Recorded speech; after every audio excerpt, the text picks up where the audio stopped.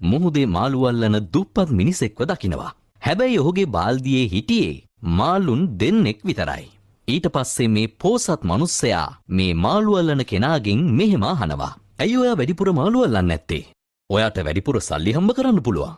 ඒකට මේ දුප්පත් මිනිසා දෙන පිළිතුර තමයි ඒ වුණාට මට මේ ඇති. හැබැයි ඊට පස්සේ පෝසත් මිනිස්සයා මෙහෙම කියනවා. ඔයා වැඩිපුර මාළු ඇල්ලුවොත් ඔයාට අලුත් බෝට්ටුවක් ගන්න පුළුවන්. ඉතින් ඊට පස්සේ ඔයාට තවත් වැඩිපුර මාළු අල්ලන්න පුළුවන්.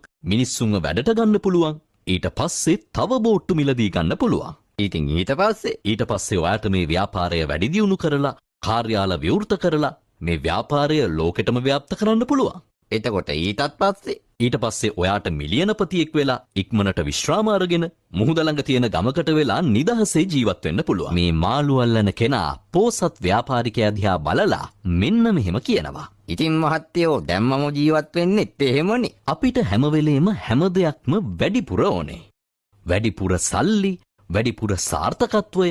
හැබැයි සමහර වෙලාවට සතුට කියන දේ රැඳිලා තියෙන්නේ මට මේ ඇති කියලා හිතන්න පුළුවන් වෙලාවට. මේ වගේ